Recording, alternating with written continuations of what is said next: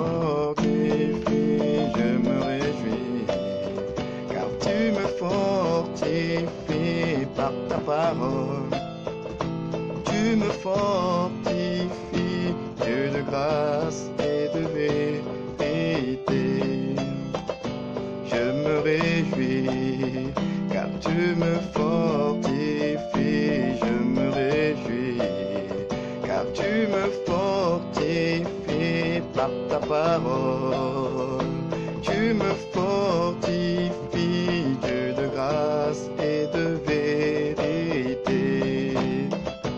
Je me réjouis, car tu me fortifies, je me réjouis, car tu me fortifies par ta parole.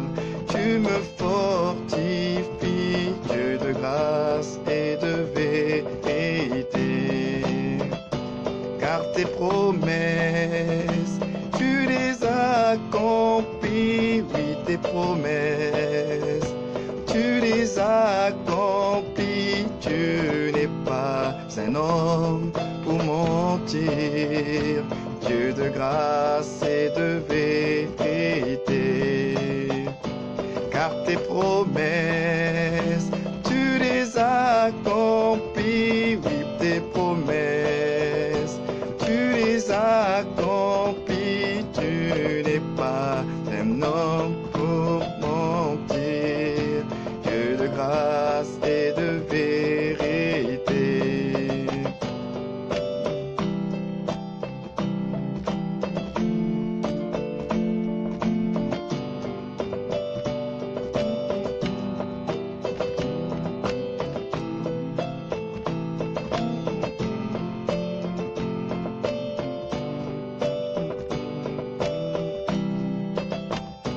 Je me réjouis, car tu me fortifies, je me réjouis, car tu me fortifies par ta parole.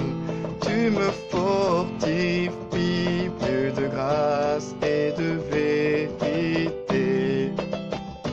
Je me réjouis, car tu me fortifies, je me réjouis, car tu me fortifies par ta parole. Tu me fortifies, Dieu de grâce et de vérité. Car tes promesses, tu les accomplis, oui, tes promesses, tu les accomplis, tu n'es pas un homme pour mentir, Dieu de grâce et de vérité. Car tes promesses, tu les accomplis, oui, tes promesses, tu les accomplis, tu n'es pas un homme pour mentir, Dieu de grâce et de vérité. C'est vrai que tu n'es pas un homme pour mentir. Tes promesses sont oui et amen. Alléluia. Quel que soit le désert de ma vie, quel que soit le désert de ta vie, les promesses de ton Dieu sont oui et amen.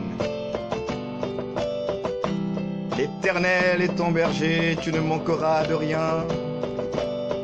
Il te conduit dans les verts pâturages. Oui, tu peux te réjouir en espérance. Tu peux te réjouir en espérance, car l'Éternel, ton Dieu, est fidèle. Il est fidèle, le Dieu en qui tu as cru. Il a dit, même si elle tarde, il dit, attends-la, car elle s'accomplira certainement. C'est une prophétie dont le temps est déjà fixé. Elle marche vers son terme. Il dit, si elle tarde, attends-la, car elle s'accomplira certainement. Alléluia. Béni soit le nom de notre Seigneur. Alléluia. Je me réjouis, car tu me fortifies, je me réjouis. Car tu me fortifies par ta parole ce soir. Tu me fortifies, Dieu de grâce et de vérité. Je me réjouis, car tu me fortifies, je me réjouis, car tu me fortifies par ta parole. Tu me fortifies, Dieu de grâce et de vérité. Car tes promesses, tu les accomplis, oui, tes promesses, tu les accomplis. Tu n'es pas un homme pour mentir, Dieu de grâce et de vérité.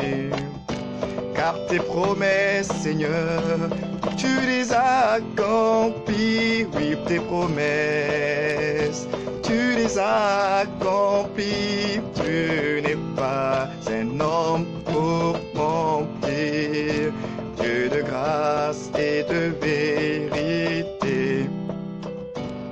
Oui, tes promesses, ces promesses, il les accomplit. Il les accomplit certainement. Il ne ment point, car ses promesses, il les accomplit. Il les accomplit. Tu n'es pas seul. Tu n'es pas seul. Le Seigneur ton Dieu, il n'est pas un homme pour mentir. Il est le Dieu de grâce. Il est le Dieu de vérité. Alléluia. Que sa paix soit sur chacun de vous qui êtes là ce soir. Que son nom soit béni dans vos maisons, là où vous êtes. Là où vous êtes maintenant, que sa paix soit sur vous. Oui, recevez le shalom de Dieu. Que sa grâce surabonde soit votre partage ce soir. Je me réjouis dans le nom de mon Seigneur. Je me réjouis dans le nom de Jésus. Il n'est pas un homme pour mentir. Il est le Dieu de grâce et de vérité. Le Dieu de grâce et de vérité. Alléluia. Que son nom soit béni ce soir. Que sa paix soit sur vous qui êtes là, connectés pour continuer ce temps d'échange, de partage de sa parole. Alors, nous allons prier, rendre gloire à notre Seigneur, à notre Père qui est dans les cieux. Alléluia. Notre Père et notre Dieu, nous te bénissons encore ce soir pour la grâce que tu nous fais de pouvoir nous mettre à table pour recevoir cette nuit avant que les uns et les autres puissent aller se coucher ta parole. Tu as dit que mes paroles sont esprit et vie. Et la Bible me dit que la foi vient de ce qu'on entend. Et ce qu'on entend vient de la parole de Christ. Cette parole, Seigneur, ce soir, nous voulons encore la recevoir avec action de grâce. Nous voulons être encouragés, fortifiés dans notre foi ce soir. Alors nous prions que personne ne soit privé de ta grâce ce soir, que personne ne soit privé de la révélation de ta parole. Il est écrit, venez écouter et votre âme vivra. Qu'il en soit ainsi ce soir, que ta parole fasse du bien à un homme, à une femme connectée ce soir, qui a faim, qui a soif de te connaître et de grandir avec toi.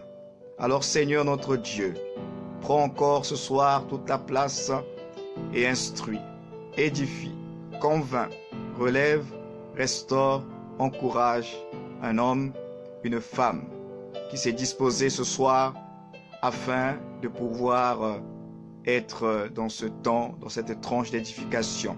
Laisse que l'honneur, la gloire te revienne, à toi le seul vrai Dieu, Jésus le Christ notre Seigneur. Ainsi, en ton nom et avec action de grâce, nous prions ce soir avec mes frères et mes sœurs connectés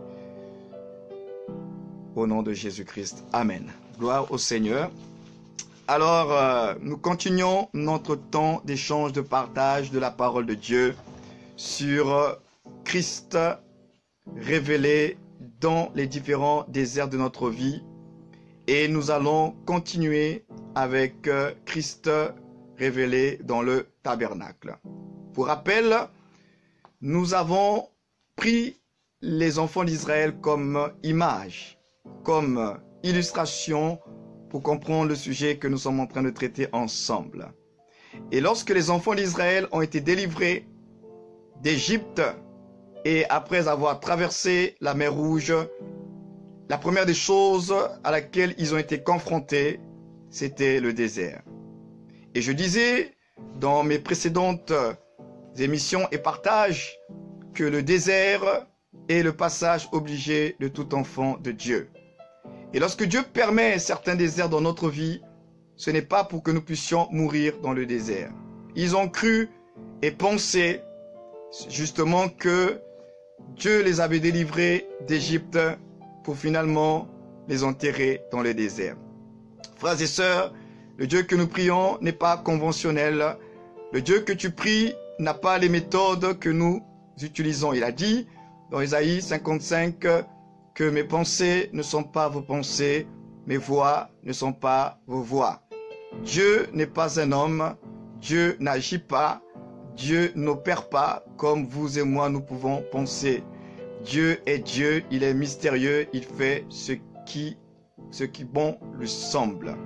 Et donc, il va les conduire dans le désert parce que Dieu savait très bien que ce peuple, ne le connaissant pas, avait besoin d'avoir une voix fortifiée, une foi plutôt fortifiée. Et la seule façon pour fortifier la foi du peuple, pour faire grandir ce peuple, pour l'amener à plus d'assurance vis-à-vis de Dieu, c'était le désert. Donc quand Dieu permet certains déserts dans ta vie, c'est vrai qu'au premier abord, tu es touché dans ta condition, tu es touché dans ta situation, et tu te dis, mais pourquoi ces choses m'arrivent?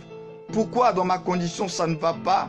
Pourquoi depuis que je me suis donné au Seigneur, j'ai l'impression que tout va mal, tout va de travers? J'aimerais te dire ce soir que Dieu permet les déserts, parce que c'est dans le désert que Dieu va travailler dans ta vie. C'est dans le désert que Dieu va briser dans ta vie les choses qui ne sont pas convenables. C'est dans le désert que Dieu va t'amener à le connaître. C'est dans le désert que tu apprendras qui est réellement le Dieu que tu pries. Le désert est une université. Le désert est une école de Dieu. À travers les déserts, Dieu veut également parler à notre cœur. À travers les déserts, Dieu veut également nous révéler véritablement qui nous sommes. Quelquefois, nous sommes, sans le vouloir, sages à nos propres yeux.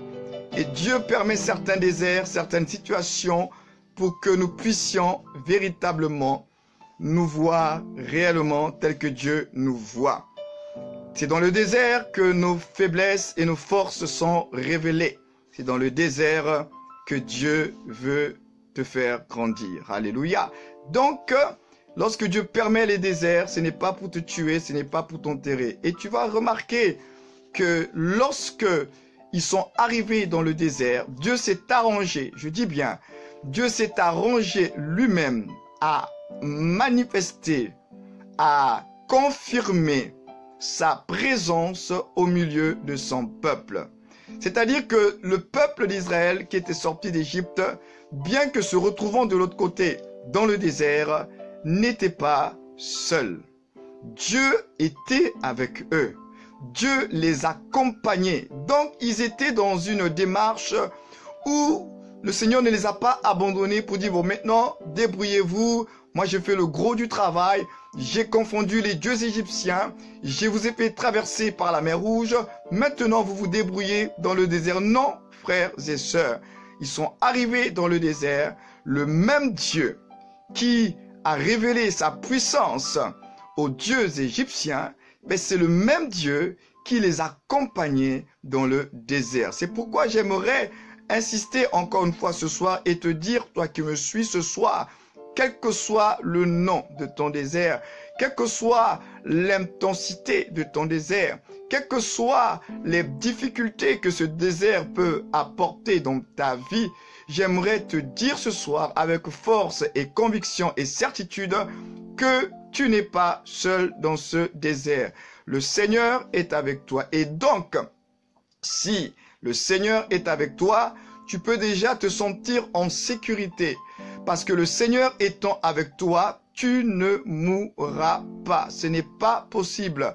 Ce n'est pas possible que tu meures en même temps à côté de celui qui a en lui la vie et la mort, celui qui est détenteur de la vie et de la mort. Ce n'est pas possible. Ce n'est pas possible que tu sois un enfant de Dieu et que Jésus-Christ, ton Seigneur, qui détient les clés de la mort, qui a vaincu la mort, puisse te laisser mourir comme ça gratuitement. Non, non, non. Tu mourras au temps marqué, fixé par Dieu. Tu ne mourras pas selon le calendrier des sorciers, des magiciens de ta famille. Celui qui détient ta vie, celui qui détient ta destinée, c'est l'Éternel ton Dieu. Donc, ta vie est entre ses mains.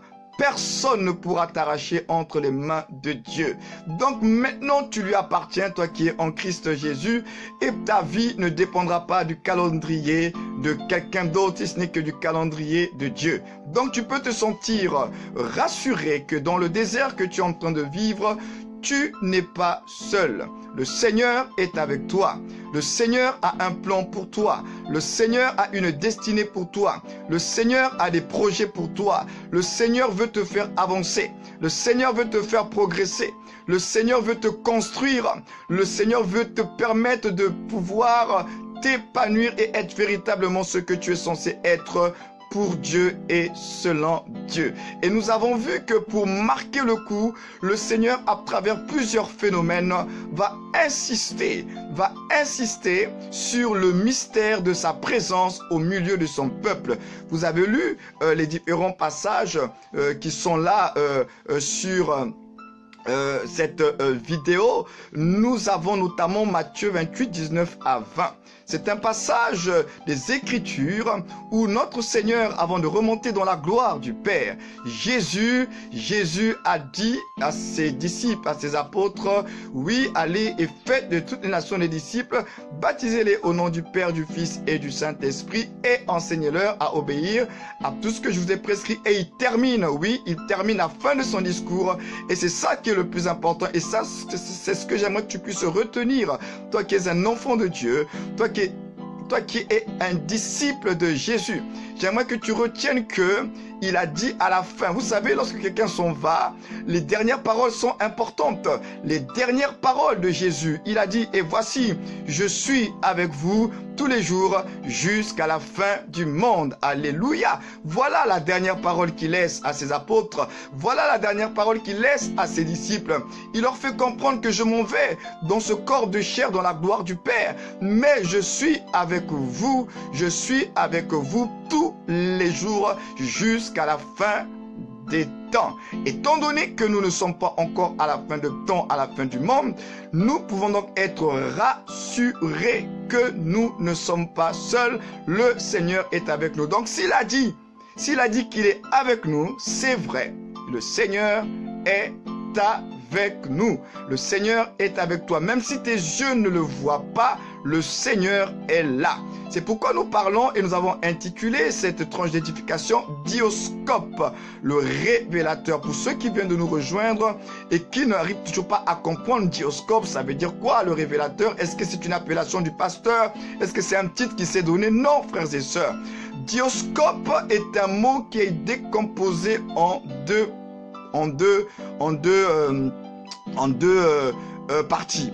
La première partie c'est Dios. Dios c'est Dieu.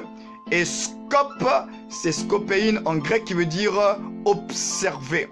Le dioscope, c'est tout simplement le Christ qui est celui qui nous permet d'observer Dieu. La Bible dit que personne n'a jamais vu Dieu, si ce n'est le Fils qui est sorti du sein du Père. Le seul capable de nous révéler Dieu, le seul capable de nous révéler le cœur de Dieu, c'est le Christ. Donc Christ est le révélateur de Dieu. Et c'est pourquoi, à travers cette tranche, cette émission, ce temps d'édification, nous voulons voir, selon différentes thématiques, le mystère de Dieu à travers le Christ et comment Christ nous révèle le Dieu invisible. Voilà, c'est pourquoi nous parlons de dioscope. Il y a des choses comme le microscope, il y a des choses que vous ne voyez pas avec vos yeux, mais qui sont réelles, qui existent. C'est pourquoi le microscope nous permet d'observer les choses infiniment petites, les microbes. Donc, si vous n'avez pas de microscope, vous ne verrez pas les microbes. Donc, le microscope nous permet d'observer ce que nos yeux n'arrivent pas à voir. C'est pourquoi Christ est le mystère de Dieu. Le Dieu invisible a été rendu visible par la personne du Christ. Et c'est lui seul qui est habilité, qui est mandaté pour nous révéler le cœur, la pensée, la volonté de Dieu. La Bible dit que c'est lui qui est l'image du Dieu invisible. La Bible dit que c'est lui qui est le reflet de sa gloire. Alléluia. Donc, Christ est le mystère de Dieu. Et donc, à travers le thème que nous sommes en train de partager, nous voyons que dans le désert, après être sorti donc de la mer Rouge, le peuple va être conduit par la colonne de nuée la journée. Et j'ai expliqué dans les émissions passées ce que cela signifiait. La colonne de nuée n'était pas là seulement pour conduire et diriger les enfants d'Israël dans le désert, mais également la colonne de nuée répondait à une problématique du désert. Quelle était cette problématique? C'est la problématique de la chaleur. Le désert est caractérisé en journée par la chaleur, des fortes chaleurs. Et lorsqu'il fait extrêmement chaud, dans le désert, si vous n'êtes pas couvert, vous allez mourir par la chaleur. Et la colonne de nuée, la nuée était ce nuage épais qui non seulement dirigeait Israël, mais également lui servait de parasoleil. Il était un peu là pour faire barrière entre la forte chaleur du soleil, pour ne pas que le peuple de Dieu soit brûlé, calciné, décimé par le soleil. Je pense que nous l'avons déjà expérimenté. Vous voyez, il y a des journées comme ça qui sont très ensoleillées. Et puis à un moment donné, vous voyez qu'il y a un nuage qui va passer. Et quand le nuage va passer, il va cacher le soleil. Et on va retrouver une forme d'ombre sur le lieu où nous sommes. Maintenant, la question, est-ce que lorsque cette ombre est là, le soleil a-t-il disparu? Non. Le soleil a-t-il changé de place? Non. Le soleil est toujours à sa place. Mais c'est ce nuage-là qui est passé, qui met de l'ombre, qui fait en sorte que toute la force, toute l'intensité du soleil soit atténuée par ce nuage. Et donc la nuée était un épais nuage sombre, non seulement qui montrait la direction, non seulement qui guidait les enfants d'Israël, mais également qui protégeait les enfants d'Israël contre la chaleur. Donc Dieu, à travers la nuée, réglait le problème de préserver l'intégrité physique de son peuple, préserver physiquement son peuple contre les différentes intempéries du désert. Alléluia. Et c'est une très bonne nouvelle de savoir que Dieu pourvoira toujours à ta sécurité physique. Dieu pourvoira toujours à ton intégrité physique. Alléluia. Que son nom soit donc béni pour cela.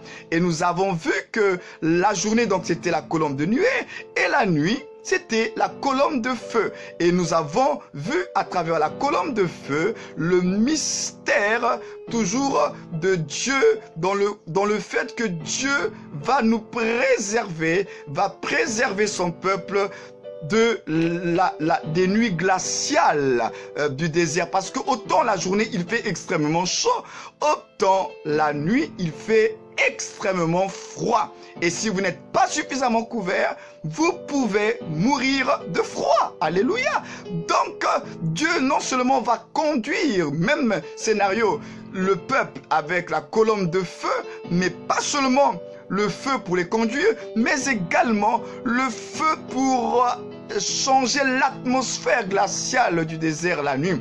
Le feu pour atténuer le froid de la nuit, parce que si il n'y a pas ce phénomène-là, on peut mourir de froid. Donc Dieu va pourvoir au conditionnement, Dieu va créer une atmosphère surnaturelle, afin que même dans le froid, que Israël puisse marcher dans les bonnes conditions. Donc Dieu s'intéresse, Dieu se préoccupe de ton intégrité physique.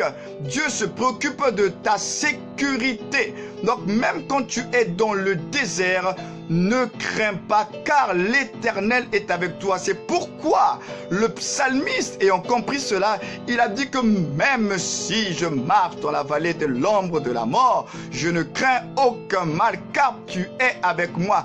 Dieu était avec lui. Il était conscient que même dans la vallée qui porte le nom ombre de la mort, son Dieu était avec lui. Dieu marchait avec lui, même dans cette vallée appelée vallée de l'ombre de la mort. Alléluia. Et il dit, je ne crains point de mal, car tu es avec nous. Nous devrions avoir la même attitude que ce psalmiste-là, la même attitude de dire que malgré le désert, même si je traverse le désert de ma vie, quel que soit le nombre de ces déserts, quel que soit le domaine de ma vie qui est touché par le désert, je ne crains aucun mal, car l'Éternel est avec moi. Dieu est avec moi. Dieu était avec son peuple pour le préserver dans le désert à travers la colonne de feu, la colonne de nuée. Et Christ, quand il a dit que je m'en vais et que je suis avec vous tous les jours, il revient effectivement au milieu de son peuple, mais à travers le mystère du Saint-Esprit. Le Saint-Esprit, c'est Christ dans le mode régénérateur. C'est lui qui a été donné à l'Église. C'est lui qui vit dans chaque croyant. C'est lui le mystère de Christ en nous, l'espérance de la gloire. Le Saint-Esprit nous conduit, nous dirige, mais également le Saint-Esprit est là pour assurer effectivement notre sécurité. Alléluia, gloire au Seigneur. Donc c'est important. Colonne de feu, colonne de nuée. Nous avons vu que ils n'étaient pas seulement avec la colonne de feu, la colonne de nuée, mais également il y avait avec eux un rocher. Et l'apôtre Paul, par révélation, Paul dit que Israël marchait dans le désert et un rocher. Il y avait un rocher qui le suivait. Et c'est ce rocher-là que Moïse a frappé et qui a donné de l'eau à Israël. Et à travers le rocher vient régler une autre problématique, celle de l'eau dans le désert. Parce que dans le désert, s'il n'y a pas d'eau, vous allez mourir de soif. Donc, à travers le rocher, ce rocher surnaturel, la Bible dit que qui les suivait. Donc, il y avait un rocher parmi les rochers du désert qui accompagnait Israël. Et ce rocher-là, c'était Christ, déclare l'apôtre Paul. Et c'est ce rocher qui a été frappé par Moïse et qui a donné la vie, l'eau au peuple d'Israël. Alléluia. Et donc, on a vu la problématique de Christ, le rocher qui accompagne Israël dans le désert. Et nous avons vu également, en dehors du rocher, nous avons vu le mystère de la manne. Christ étant la manne. Non seulement ils étaient abreuvés par ce rocher, mais également Dieu a pourvu. Dieu a pourvu à la nourriture, à l'alimentation, la manne. La manne était le pain de Dieu. La manne était le blé du ciel. Dieu leur a donné le pain. Dieu leur a donné l'aliment qui allait leur permettre de tenir pendant ces 40 années dans le désert. À travers la manne, Dieu a pourvu à tout ce qui était bon pour leurs conditions, pour leur bien-être, pour leur santé. Il y avait tout, Dieu avait tout investi dans cet aliment spirituel, cette manne, ce blé du ciel. Il y avait tout dedans. Il y avait la vie, il y avait les lipides, il y avait les protéines, il y avait les vitamines, il y avait tout ce que le corps humain avait besoin pour se développer et pour se maintenir en bonne santé. Dieu leur a donné la manne. Christ est la manne. Christ est le pain de Dieu. Donc même dans le désert dans lequel tu peux traverser, tu dois te réjouir d'une chose, c'est que Dieu t'a donné sa parole. Tu as la parole de Dieu avec toi. Elle est une nourriture spirituelle. C'est elle qui te donnera les forces de continuer à marcher. C'est à travers la parole de Dieu. Parce que dans la parole de Dieu, il y a tout. Il y a les promesses de Dieu. Il y a des avertissements. Il y a des histoires pour pouvoir nous situer dans le contexte un peu biblique.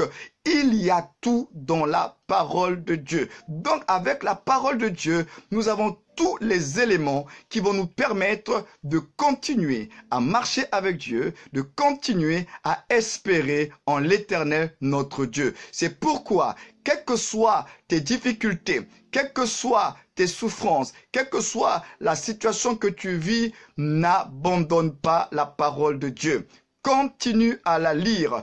Continue à la méditer, car la foi vient de la parole. Or, il a dit, mon juste vivra par la foi. Si tu veux tenir dans le désert que tu es en train de vivre, tu as besoin de la parole de Dieu. Et aujourd'hui, la parole est à notre disposition. Aujourd'hui, le livre est ouvert. Tout le monde a accès à la parole de Dieu. Tu peux t'approprier la parole de Dieu. Tu peux continuer à porter tes regards dans la parole de Dieu parce que Dieu a tout mis dans sa parole. Elle est suffisante. Voilà pourquoi on n'y ajoute rien et on n'y retranche rien. Elle est complète, la parole de Dieu. Toute la vie se trouve en elle. Alléluia. Donc on avait vu que Christ était la manne. On a vu également, excusez-moi, que Christ en dehors de la manne et Christ est le tabernacle. Le tabernacle. Et tout cela, frères et sœurs, que ce soit la colonne de nuée, la colonne de feu, le rocher, la manne, le tabernacle, ce sont tous des images du mystère de Christ. Vous voyez que Dieu va insister à travers plusieurs éléments manifester sa présence au milieu de ses enfants. C'est un Dieu omniprésent. Il est présent partout et il remplit tout de sa gloire. Donc, il a voulu, à travers tous ces éléments-là, véritablement rassurer son peuple que je suis au milieu de vous. Je suis au milieu de vous à travers la nuée. Je suis au milieu de vous à travers la colonne de feu. Je suis au milieu de vous à travers la manne. Je suis au milieu de vous à travers le rocher. Je suis au milieu de vous à travers le tabernacle. Oui, le tabernacle, tel est notre sujet, ce que nous sommes en train de partager maintenant, le tabernacle. Et lorsque j'ai abordé sur le tabernacle, je disais la semaine passée que nous devons comprendre une chose, c'est que le tabernacle était une tente transportable, c'est vrai, mais le tabernacle n'était destiné que pour le désert. C'est-à-dire que lorsque les enfants d'Israël sont entrés à Canaan, ils ne montaient plus le tabernacle. Le tabernacle était monté dans le désert. Même si après, à Canaan, des éléments du tabernacle, notamment l'arche de l'alliance, ont été placés dans le temple qui fut construit des années plus tard. Mais lorsqu'ils sont rentrés à Canaan, le tabernacle tel qu'il était monté dans le désert n'était pas monté à Canaan. C'est pourquoi nous sommes en train de traiter la question du tabernacle qui est liée également aux différents déserts de notre vie. Et nous avons vu que le tabernacle nous rappelait un certain nombre de faits. À travers le tabernacle, on a lu dans le texte de Exode 4 et 5, le Seigneur va envoyer Moïse vers Pharaon et il va dire à Moïse va dire à Pharaon, laisse aller mon peuple pour qu'il aille me servir dans le désert. Dieu n'a pas dit, laisse aller mon peuple pour qu'il aille me servir dans le pays où je veux le conduire. Dieu dit que laisse aller mon peuple pour qu'il aille me servir dans le désert, pour qu'il aille me célébrer dans le désert. Et je disais que le désert, quel que soit le nom du désert que tu peux vivre, que ce soit financier, problème de santé, de famille, quel que soit le nom de ton désert, ce que toi tu peux appeler désert, un temps de sécheresse, un temps de privation, de manque, quel que soit ce nom, nous n'avons pas pour Dieu, nous n'avons pas d'excuse pour ne pas le servir. Nous n'avons pas d'excuse pour ne pas le célébrer. C'est-à-dire que pour Dieu, la louange, l'adoration ne dépend pas de ta condition. C'est-à-dire, je m'explique, tu n'adores pas Dieu parce que tu te sens bien. Tu n'adores pas Dieu parce que tu es de bonne humeur. Tu ne loues pas Dieu parce que tous tes problèmes sont résolus et tu commences à adorer Dieu. Non, la louange, elle est pour des personnes qui ont compris qui est Dieu. Il a dit que tout ce qui respire loue l'Éternel. Donc pour Dieu, la louange ne dépend même pas de tes problèmes. La louange dépend de lui et elle est rattachée à sa personne. Donc, tu vas louer Dieu en fonction de ce qu'il est, pas en fonction de ce qu'il fait d'abord. Il va faire, c'est vrai. Mais le commencement de la louange, c'est l'être même de Dieu. C'est ce qu'il est. Donc, les enfants d'Israël devaient apprendre que même dans le désert, ils devaient célébrer Dieu. Même dans le désert que tu es en train de vivre, tu dois apprendre à célébrer ton Dieu. L'Église n'est pas un peuple de personnes toujours en train de se lamenter, de pleurer, oh pauvre de moi, pauvre de moi. Non, l'Église, nous sommes un peuple acquis, un peuple racheté, un peuple choisi, une nation sainte, un peuple mis à part. Donc, nous n'avons pas à nous lamenter comme tout le monde.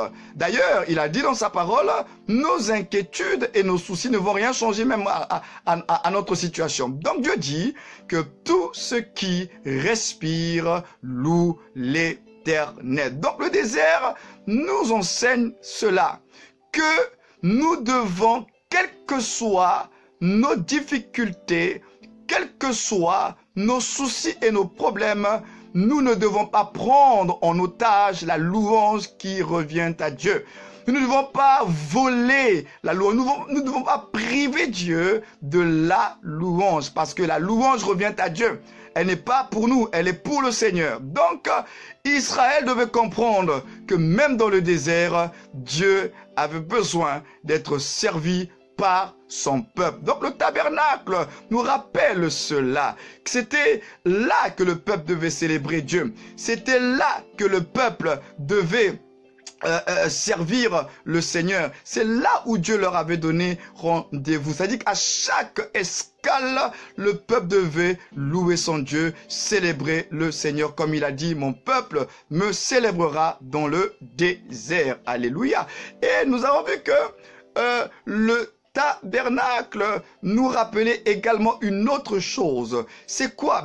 C'est que le tabernacle était un campement, était donc une tente que l'on dressait dans le désert. Mais cette tente-là, elle était dressée avant toutes les autres tentes, parce que les enfants d'Israël, ils vivaient sous des tentes. Mais la première tente parmi les tentes qui devait être dressée, c'était le tabernacle. C'était même pas les enfants d'Israël, chacun va dresser sa tente et puis à la fin, on va dresser la tente de l'Éternel. Non, c'était d'abord la tente de l'Éternel et ensuite, lorsque la tente de l'Éternel était dressée, c'est-à-dire le tabernacle, maintenant, les 12 tribus pouvaient camper autour du tabernacle. Cela nous rappelle tout simplement que même dans nos déserts, même dans notre vie, il doit être le centre de tout. Tout doit graviter autour de notre Dieu et il est le premier avant toute chose. Il ne sera jamais le second, il ne sera jamais le troisième. Il est le premier. Il a dit, je suis l'alpha et l'oméga. Il commence et il boucle. Donc, si Dieu n'est pas le premier, il ne sera jamais le dernier. Donc, la première tente qui devait être plantée lorsqu'il y avait ces arrêts-là dans le désert, c'était la tente de Dieu. Donc, tu ne dois jamais oublier que malgré tout ce que tu dois, que tu vis d'ailleurs, Dieu doit rester toujours à la première place. Il doit rester toujours au centre de ta vie. C'est important. Et après, tout se fait autour de lui. Autour de Dieu, il y avait 3 tribus de chaque, puisqu'il y avait 4 côtés dans le tabernacle. Donc, il y avait 3 tribus de chaque côté, 3 tribus des enfants d'Israël. Il est le centre de tout et cela est important. Alléluia. Voilà, Dieu est au milieu de son peuple. Maintenant, ce que j'aimerais dire pour ajouter ce soir. Le tabernacle, donc, nous rappelle un peu toutes ces choses-là. Et donc, nous n'avons pas d'excuses. Nous n'avons pas de raisons de nous dire que c'est quand tout ira bien dans ma vie, quand tous les problèmes seront débloqués, alors je vais commencer à servir Dieu, alors je pourrai m'engager pour servir Dieu. Non, il nous le démontre. Ce n'est pas possible. Tu sers Dieu dans l'état dans lequel tu es.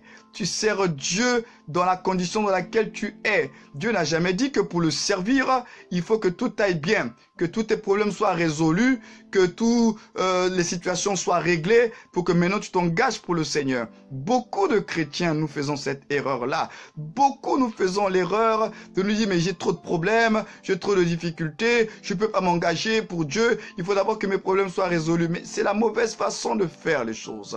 Dieu dit que tout simplement que tout ce qui respire loue l'Éternel. Il doit être au centre de tout et nous sommes appelés à servir notre Dieu. Donc c'est important. Arrêtons de nous donner des excuses parce que le tabernacle, finalement, le tabernacle nous rappelle que nous n'avons pas d'excuses. Nous n'avons pas d'excuses pour ne pas servir Dieu, pour ne pas se mettre au service de Dieu. Nous n'avons pas d'excuses. Tel que tu es, le Seigneur a besoin de toi. Tel que tu es appelé à être un instrument entre les mains de Dieu. Maintenant, après avoir vu ce que le tabernacle nous rappelle, nous observons maintenant ce tabernacle, puisque nous parlons du mystère de Christ, la révélation de Christ par rapport au tabernacle. La première des choses, lorsque la tente est dressée, elle a un enclos. C'est une tente qui est clôturée, s'il faut le dire ainsi. Et cette tente-là clôturée, elle est clôturée par une muraille qui est faite de 60 poteaux. Et cette muraille-là, elle est faite de drap blanc, blanc pur, ce que la Bible appelle le fin lin retors, c'est un blanc coton. Et ce blanc coton-là nous rappelle, nous enseigne une vérité importante sur Dieu. Vous savez, Dieu ne changera jamais. Quelles que soient nos difficultés, Dieu, lui, ne changera pas. Donc, le blanc, là, vous savez, le blanc est visible. Un blanc plus coton, ça veut dire que de loin, on peut l'apercevoir. Parce que c'est un blanc coton, un blanc pur. Ça nous parle de la sainteté de Dieu. La sainteté de Dieu. Le Dieu que tu pries est saint. Donc Dieu veut rappeler, même dans le désert, en dehors des miracles, en dehors du surnaturel, le tabernacle instruit. Le tabernacle rappelle la sainteté de Dieu à travers l'enclos de ce tabernacle. C'est pourquoi lorsqu'on parle de Jésus, on a dit le saint enfant. Le saint enfant qui naîtra de toi sera appelé fils de Dieu. Le saint enfant, la sainteté. Dieu est saint. Et donc, même quand tu traverses les déserts de ta vie, le désert de ta vie, les différentes situations de ta vie ne sont pas des prétextes pour que tu pêches. C'est pas parce que les choses ne se débloquent pas encore dans ta vie que tu dois te laisser aller au péché. Tu ne peux pas jouer, flirter avec le péché, même dans les difficultés. C'est vrai que dans les difficultés, tu es plutôt dans un mode, tu ne comprends pas trop ce qui t'arrive, tu cherches à comprendre, tu pries le Seigneur, Seigneur, éclaire-moi, Seigneur, guide-moi. Normalement, quand tu traverses ces déserts qui sont permises par Dieu, ça doit t'amener à chercher Dieu, à aller dans sa présence, à te reconforter dans sa présence, à être fortifié dans sa présence. Les difficultés, le non-accomplissement des paroles de Dieu dans ta vie ne sont pas un droit ou bien ne doivent pas t'encourager à jouer avec le péché. Parce que Dieu, même dans la situation dans laquelle tu te trouves, le Seigneur veut te rappeler que je suis saint. Donc ça règle un peu le problème de la tentation par rapport au péché. Parce qu'effectivement, dans le désert, le diable va venir avec des pensées. Que Dieu t'a oublié, Dieu t'a abandonné, que c'est fini pour toi, tu n'y arriveras pas. Et donc du coup, si tu cèdes à la tentation, alors tu vas tomber dans le péché. Or, le tabernacle est là pour te rappeler, malgré les tentations, malgré les pensées que tu pourras recevoir, parce que tu traverses et que tu vis un désert, n'oublie pas, Dieu est saint. Vraiment, je vous en supplie, par les compassions de Christ, n'oubliez pas que Dieu est saint. Et dans ce que vous êtes en train de vivre maintenant, ne donnez pas accès au diable. Si vous étiez en train d'entretenir le péché parce que vous pensez que Dieu vous a déçu, s'il vous plaît, par les compassions de Christ, répentez-vous. Dieu est saint. Vous ne pourrez pas justifier votre péché devant le Seigneur pour dire, mais Seigneur, parce que ça n'allait pas, parce que ça ne marchait pas, parce que je n'ai pas vu les situations se débloquer, voilà pourquoi je me suis retrouvé dans cette situation. Non, nous n'avons pas d'excuses. Le péché ne s'excuse pas. Le péché, ça se reconnaît et ça se confesse et ça se délaisse. On ne peut pas excuser et Dieu n'excusera jamais le péché. Donc, quelle que soit la situation que tu vis, ne donne pas accès au diable et ne te laisse pas aller au péché. Ça, c'est important. C'est ce que le tabernacle nous révèle parce que Christ est le saint de Dieu. Il est le saint de Dieu au milieu de nous. Et le Saint-Esprit, qui est le mystère du Christ régénérateur, il est justement appelé Saint-Esprit. Il est saint. Donc celui qui vit en nous, là, le mystère de Christ en nous, là, il est saint. Et lorsque j'ai la conscience que celui qui vit en moi est saint, même quand je traverse des moments difficiles, je ne peux pas me laisser aller au péché et à dire et à faire n'importe quoi. Souvenez-vous, il est saint, celui qui est au milieu de vous, celui qui est avec vous, celui qui est en vous. Voilà. Maintenant, ce tabernacle dans l'observation, donc la première observation, nous voyons que il y a donc cet enclos blanc qui attire nos regards, qui nous rappelle la sainteté de Dieu, la sainteté de Christ.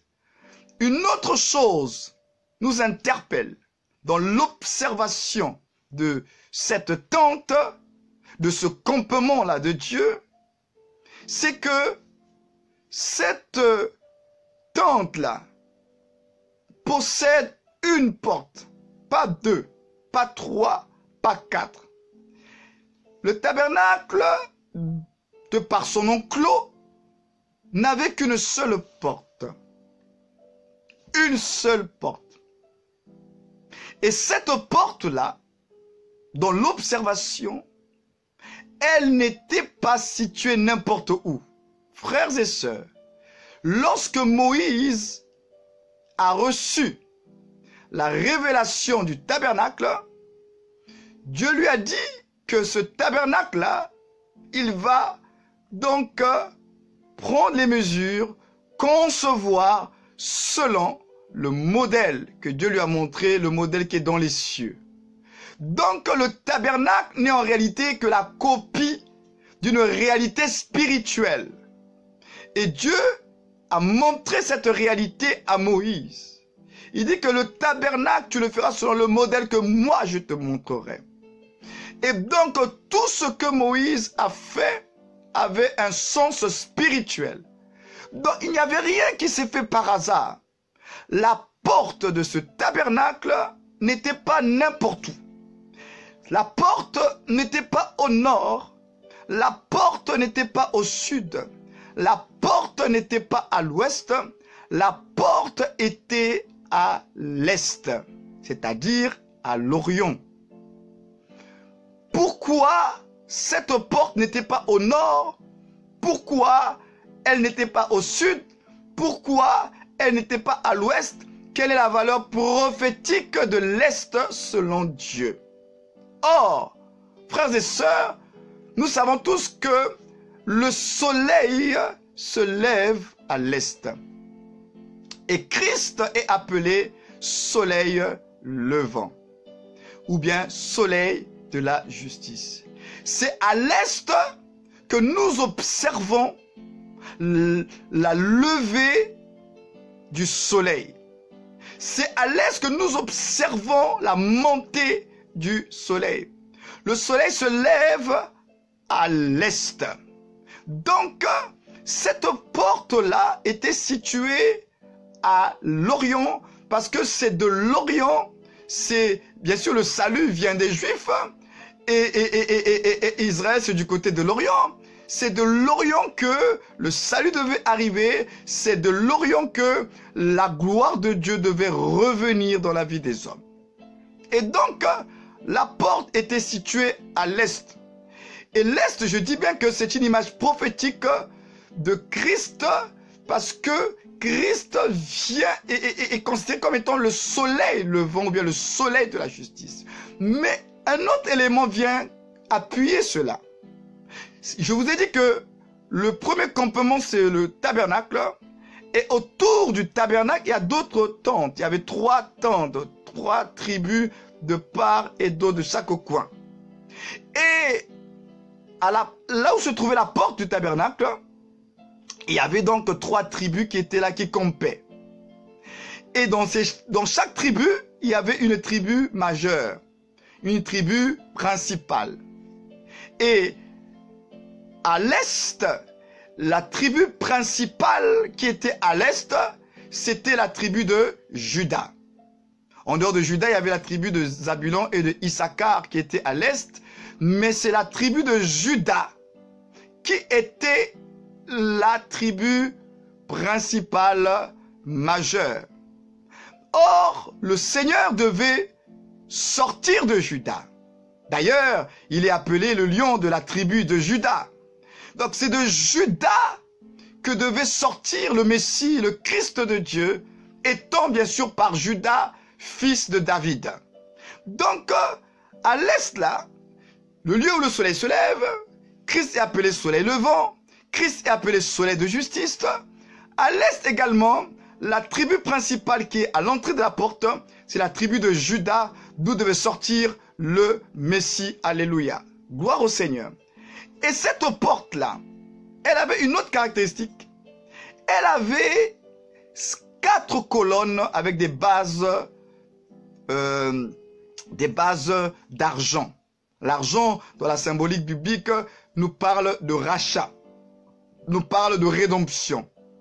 Et cette porte-là, elle avait donc 4 colonnes avec 4 bases en argent. L'argent qui nous parle de la rédemption.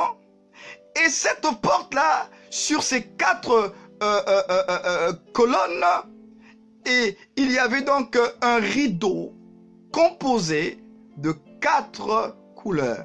Donc, 4 bases, 4 couleurs.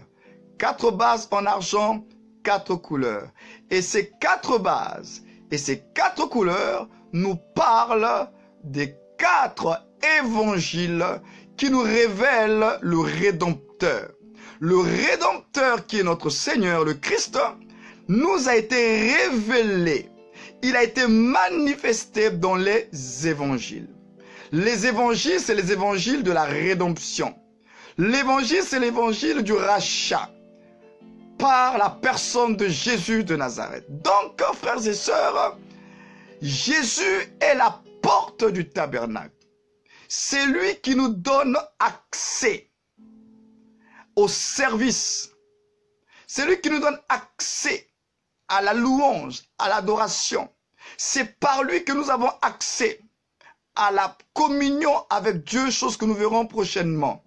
Mais pour ce soir, je veux m'arrêter sur la porte. Il est la porte. C'est le seul moyen qui nous permet d'avoir accès à Dieu. Sans Jésus-Christ, personne n'a accès à Dieu. Sans Jésus-Christ, personne n'a accès aux promesses de Dieu. D'ailleurs, même par rapport aux promesses de Dieu, la Bible dit qu'il est le oui et l'amen. Donc, c'est lui qui donne accès. C'est lui le moyen qui te permet de pouvoir vivre, de pouvoir célébrer Dieu. Parce qu'effectivement, dans le désert, tu vas célébrer Dieu, mais tu ne vas pas le célébrer de la mauvaise façon. Pour pouvoir le célébrer, il faut bien que tu remplisses certaines conditions. Pour que Dieu puisse être satisfait, il faut que tu puisses remplir certaines conditions. C'est pourquoi, frères et sœurs, Jésus-Christ est la porte du tabernacle.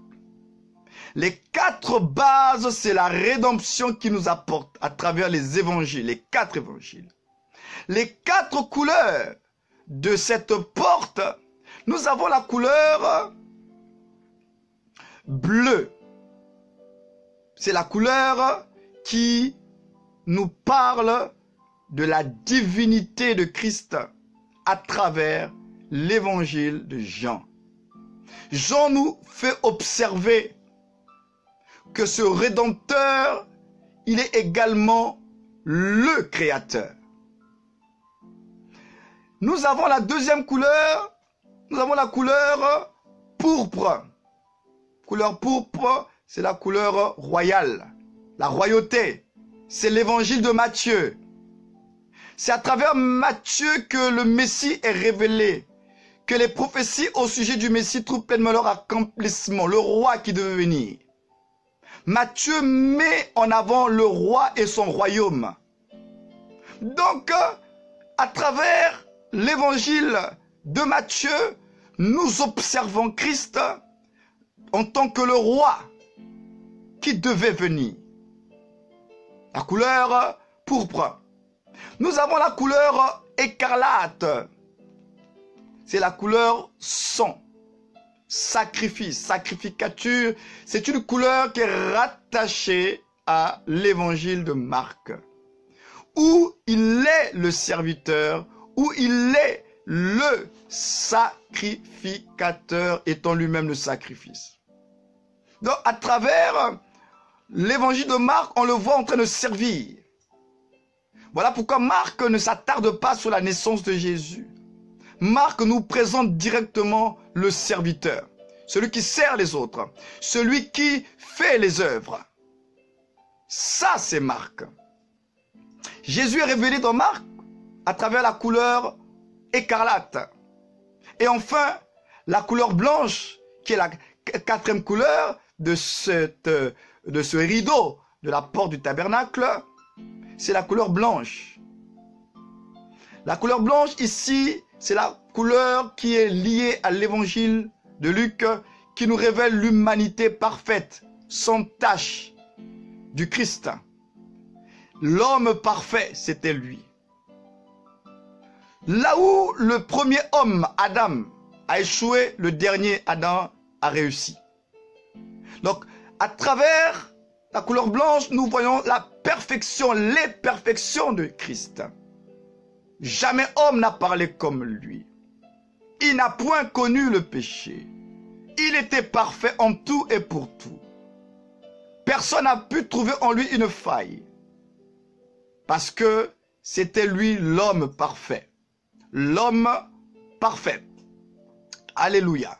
Donc, Jésus-Christ est révélé sous 4 angles, le Rédempteur, qui est le Créateur dans l'évangile de Jean, le Rédempteur qui est lui-même le sacrificateur et le serviteur dans l'évangile de Marc, le Rédempteur qui est le roi, le Messie dans l'évangile de Matthieu, le Rédempteur qui est l'homme parfait dans l'évangile de Luc.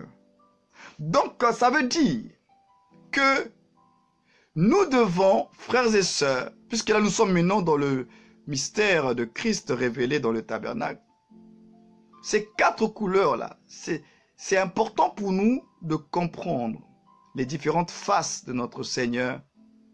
C'est important pour nous de comprendre que notre rédemption, Dieu nous a sauvés à travers l'humanité d'une personne, Jésus de Nazareth. Il faut que lorsque tu parles de Jésus, comme disait l'apôtre Pierre dans Actes 2, 36, que toute la maison d'Israël sache donc avec certitude que Jésus est le Christ. Donc nous avons besoin, quand on parle de lui, d'avoir la certitude, d'avoir les assurances, d'avoir des convictions. Nous savons de qui on parle. Nous savons de quoi on parle. Lorsqu'on parle de Jésus, on ne parle pas seulement d'un simple nom. Lorsqu'on parle de lui, on doit être capable de dire il est ceci, il est cela.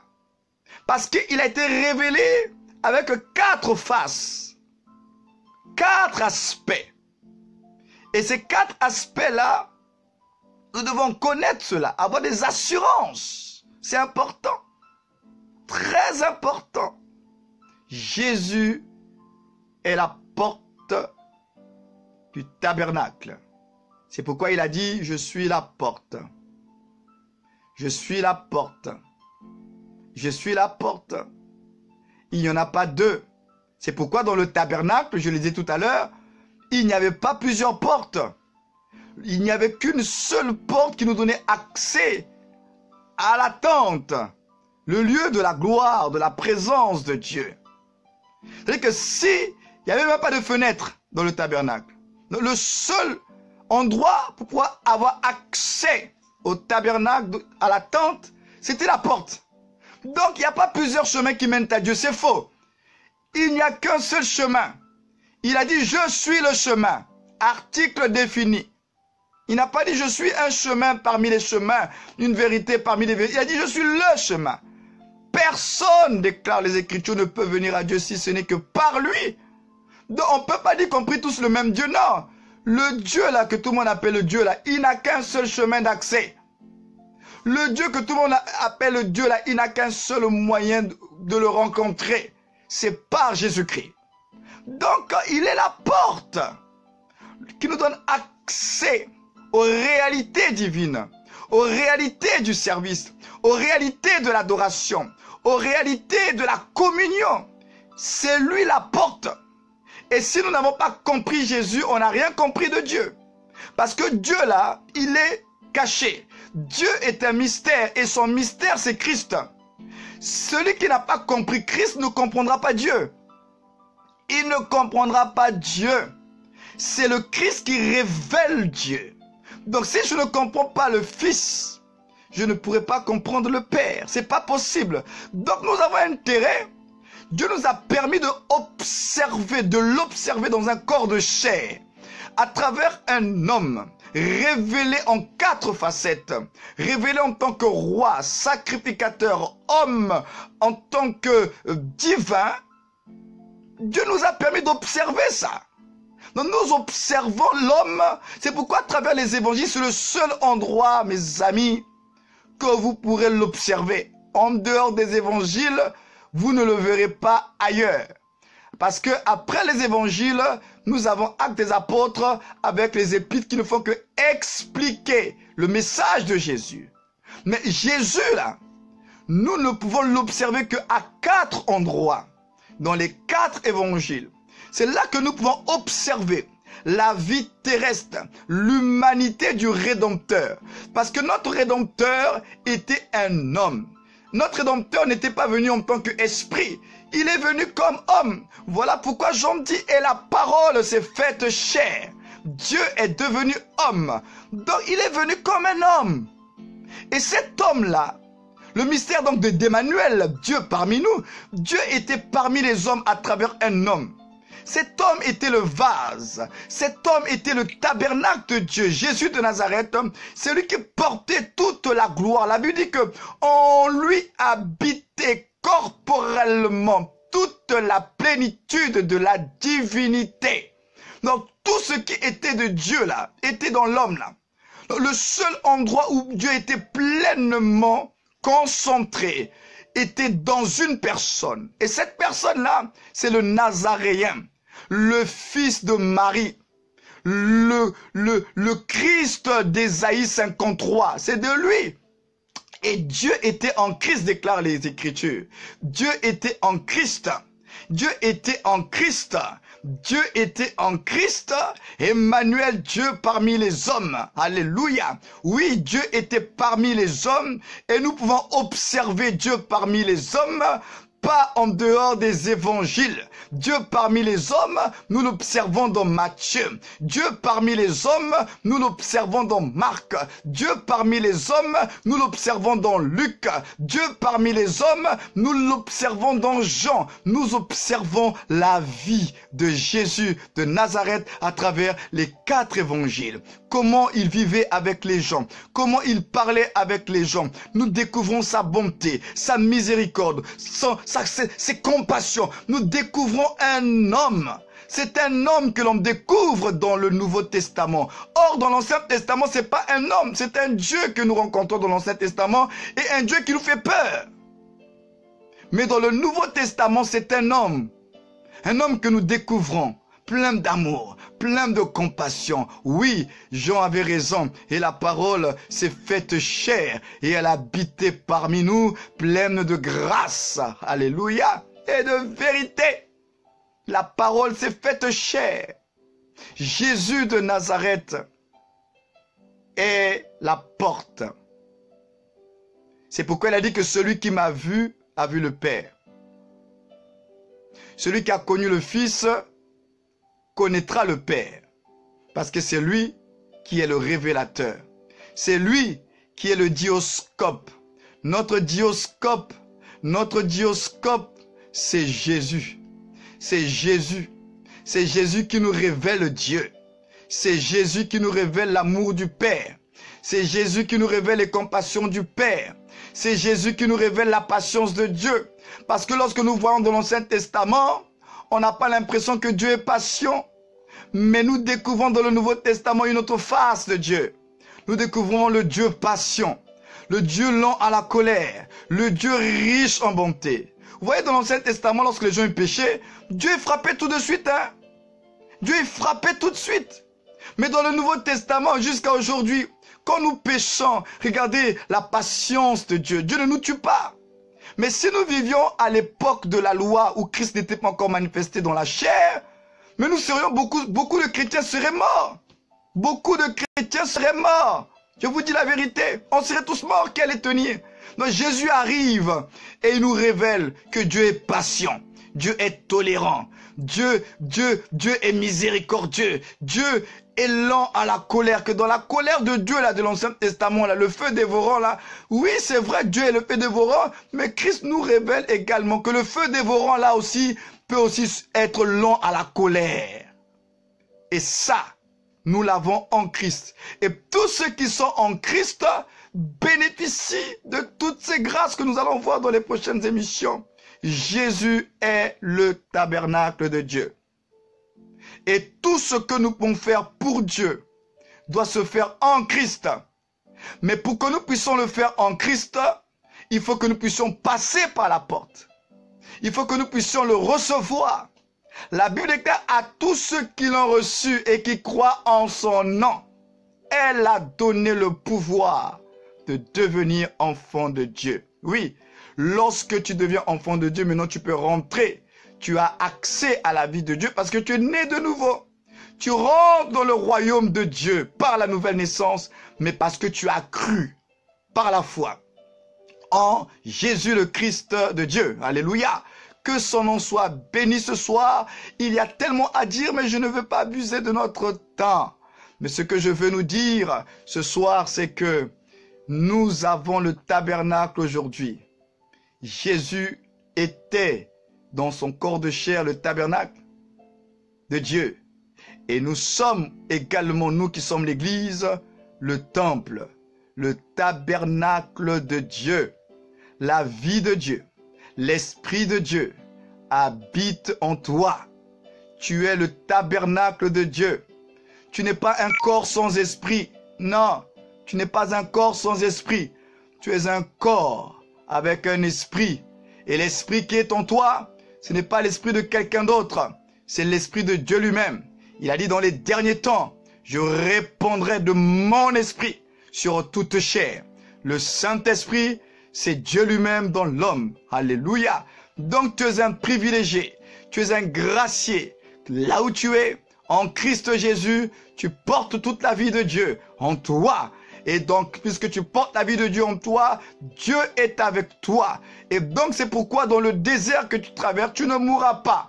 Tu ne mourras pas dans ce désert-là que tu es en train de vivre, parce que celui qui a vaincu la mort est en toi, il est avec toi, il est pour toi. Celui qui tient les clés de la mort et du séjour de mort, il est avec toi, il est en toi, il est pour toi. Donc, tu dois te sentir rassuré, l'Éternel est avec toi.